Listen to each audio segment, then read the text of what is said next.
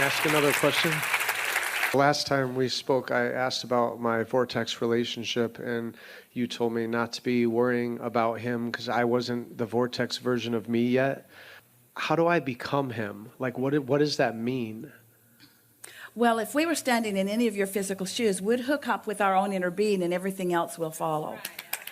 Because when you're looking at a manifestation that hasn't come yet, then you're not your vortex version. Being your vortex version was the whole conversation that we've been having with you all along, isn't it?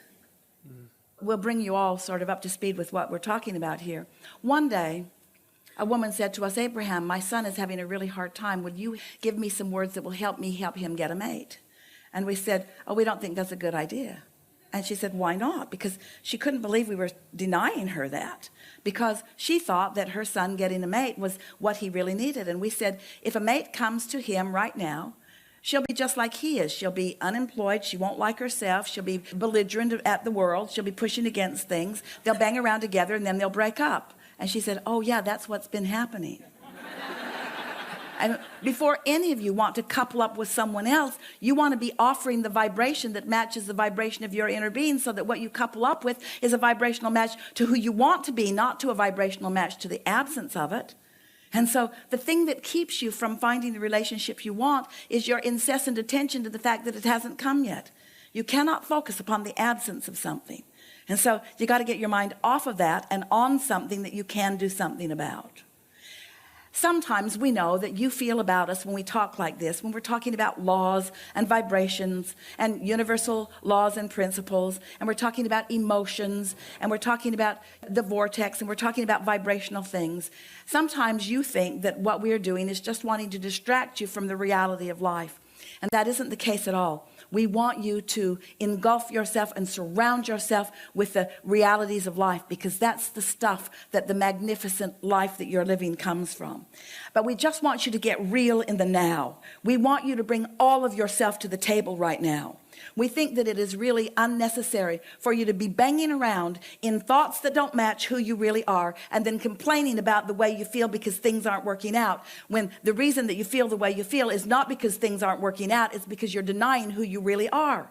You've come too far. You know too much. You are extensions of source energy. You must be allowing the fullness of who you are to flow. That's why we've talked so much about getting into the vortex. And then we found some words that work even better for you. That here's this vortex and it's all queued up, but you got to be in the receiving mode of it before what's in the vortex can flow to you.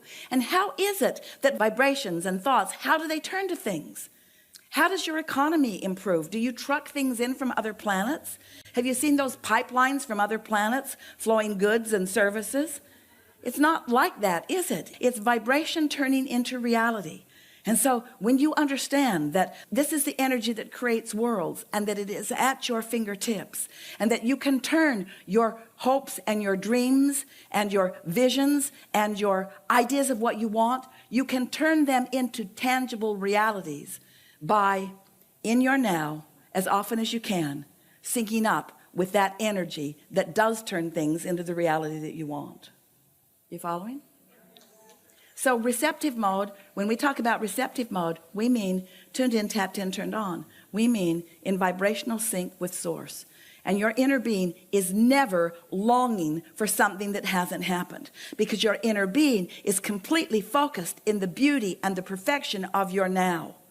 Your inner being is basking in the diversity that surrounds you. Your being is basking in the beauty that you have access to behold through all your physical senses. Your inner being is knowing the perfection of you and the perfection of the moment in which you stand, and never longing for anything, but understanding that whatever you want will just continue to evolve into your experience as you move in your connection through time, you see. Oh, it would be nice if we could just zap you, each of you, and give you our bird's eye view of the content of your vortex, because you would never feel lack again. You would never feel unworthy again. And we know, you say, it's a vibrational place that I can't quite get. And we say, yes, you can. Just find some reason to feel good now. Just some reason to feel good now. Lots of reasons here. We're in the shade. The lights are beautiful. The roof is really different. You don't get to see this every day. The air feels good. The energy is high. Your consciousness is in a good place. You're beginning to feel your power. Your well-being is evident. You're in conscious connection with source energy.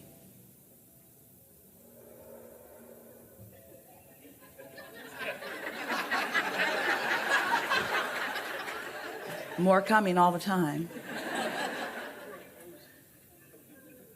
You're realizing that the condition does not have to control the way you feel.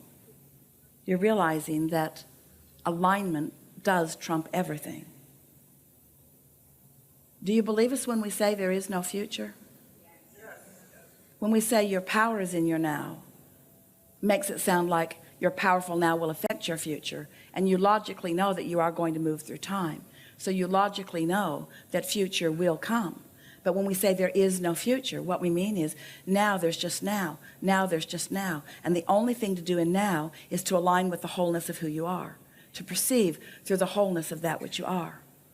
And when you perceive through the wholeness of that which you are, since in non-physical there is no time, since in non-physical everything that is in the vortex already is, then you include in your now all that you desire. And as you include in your now all that you desire, your vibrational point of attraction allows all that you desire to pour to you in the now. Did you hear that? Did you follow that train of thought? Are you understanding what we're saying? There is only now. What you are doing with now and your relationship with that broader perspective, when you're looking at your world through the eyes of source, you're not noticing the things that are missing, you're noticing the things that are present. And when you're noticing the things that are present and you're in sync with source, then since you've already sifted and sorted through lifetimes and you've let source know exactly who you are and what you want, and now you are in vibrational sync with it, then your now has to be full of those kinds of things. So it's this lovely rendezvous and this and this and this. Julie said to Esther, I have never met a more cooperative staff. There have never been so many people around the hotel that have been willing to help us. That's a really wonderful thing, you see. The circumstances sort of ask for it, but the result of it was more loving interaction with more people than usually happens in an environment like this. You get what we're talking about? And that is in the vortex. Cooperative components are in the vortex. So what we're saying to you is, even though in your now sometimes it looks like it's not the way you want it to be, if you don't let yourself go to the scrutiny of what's wrong with it, instead you accept the worthiness of your being to acknowledge that it is working out for me, then in acknowledging that, you're connecting with source who knows that it always is working out for you. Now you're free, now you're in the fullness of who you are, and now you feel fantastic. And do you know there isn't anything that any of you want, whether it's a material object, a pile of money, a relationship or a circumstance or a change of a circumstance or an event, a personal event or a world event. There isn't anything that any of you want for any other reason than that you believe you would feel better in the having of it. And when you show yourself that you can connect with the way source feels, which is always better, whether there's a having of it or not, then the having of it has to come.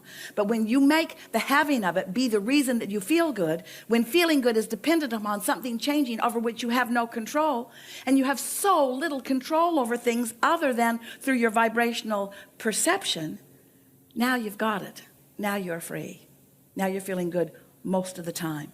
Now you're feeling good most of the time. Now you're not just feeling good, you're feeling clarity, you're feeling worthiness, you're feeling the value of yourself and others, you're feeling pointed, you're not missing things, you're more in tune with what's going on, you can see more of the beauty, the tapestry of life is more realized by you, it's being revealed to you all the time. But most of you miss most of it because you're often not in vibrational sync with who you really are.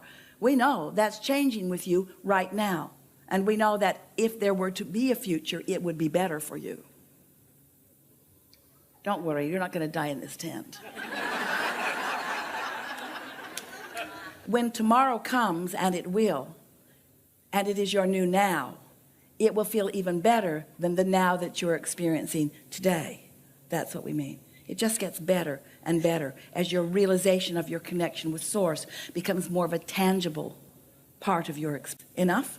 Can I ask you just to explain one quote to me? Yes. I'm probably going to say this wrong, but Well, then.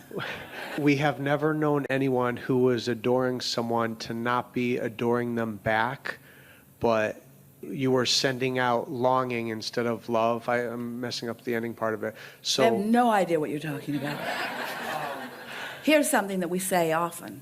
When you are standing in sync with who you are, and so you are blended with the love and the clarity and the adoring eyes of the source within you. And under those conditions, then you are holding someone as your object of attention. That adoration flows through. Now, their reception of it is up to them. So what did you think we were saying? that if you are loving someone, they must be loving you back. But here's the thing. When you're in the state of adoration, you're getting everything that you want before you were looking at them to adore you. When you're doing the adoring, it is the same as someone adoring you. And you've got control over your connection to adoration. You don't have control over their connection to adoration. Okay. You're still trying to pull out all the stops and do whatever it takes to get someone to adore you so that you can feel better. And we want you to leave that out of the equation. We want you to feel better. We just want you to hook up with that which does adore, that which does love, that which is clear, and just focus into the world with that connection for just a little while, and then watch who meets you there. But here's the thing. If you need someone to adore you in order to hook up, then you're not hooked up. And so who you're meeting are those who are needy in the same way that you are needy, you see. Law of attraction never messes anything up, ever. Ever. Helpful? Yes, I love you. Thank you.